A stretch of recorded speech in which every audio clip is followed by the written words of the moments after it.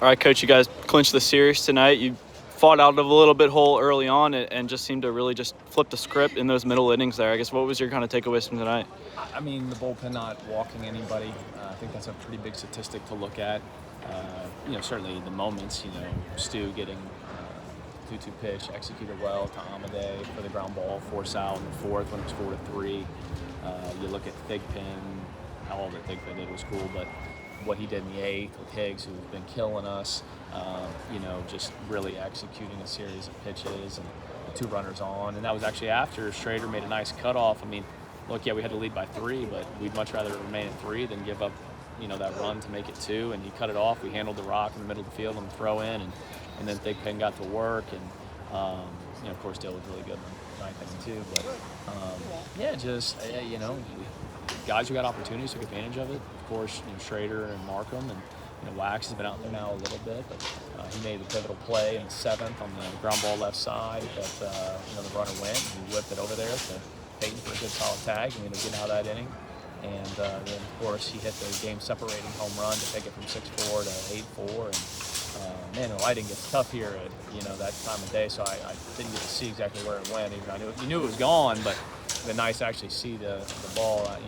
We forced Wax in the weight room a lot, and maybe we finally got a little dividend from that. So, just a really good night from the guys. I thought a lot of good at bats, even some 2-out walks that were taken. Brooks, Blake, Peyton, they all ended up really paying off for us in terms of run production.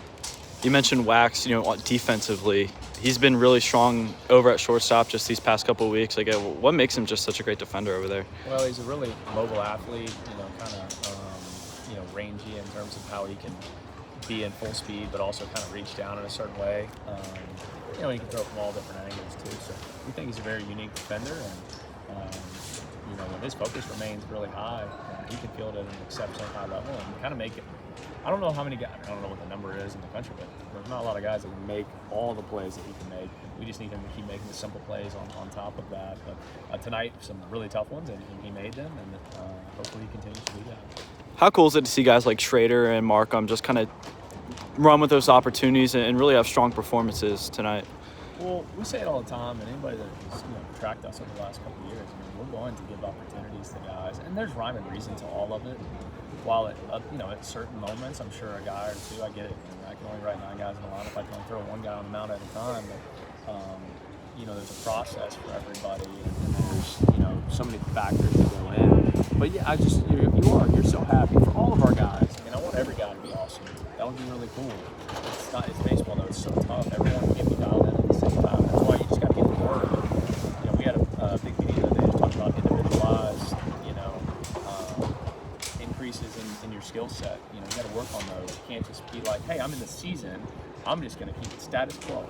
No, you got to lift weights, you got to sprint hard, you got to work on something in your fundamentals. If you're a pitcher, you got to keep your breaking ball getting better.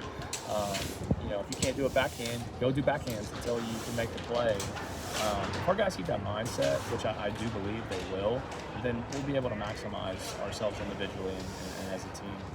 You guys clinched the series today, but how can you kind of take that momentum into tomorrow? Well, the way I think you take it is you really rest up tonight. Don't get caught up. It's college baseball. You better enjoy it. Winning's tough, so enjoy it for a couple hours. But as you put your head on the pillow and you have to wake up a little earlier with a 1 o'clock game tomorrow, it's a quicker turnaround. It's quicker. It's the same turnaround for them. I don't mean it as if it's tough for us. Although we all toss and turn to the hotel bed a little bit more, but. We're gonna need Drew to be good. I feel good about the pieces we'll have accessible in the bullpen.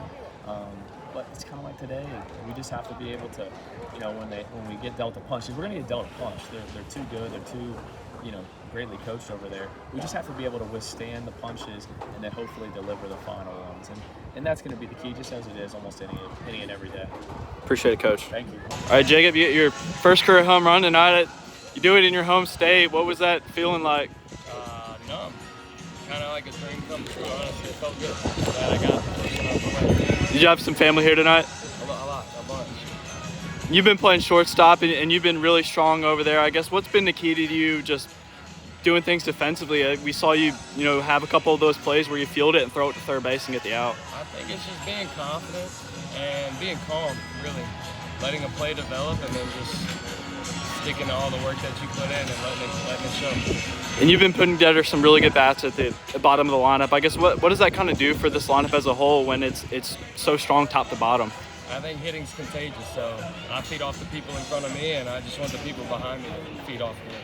Appreciate it. Yes, sir.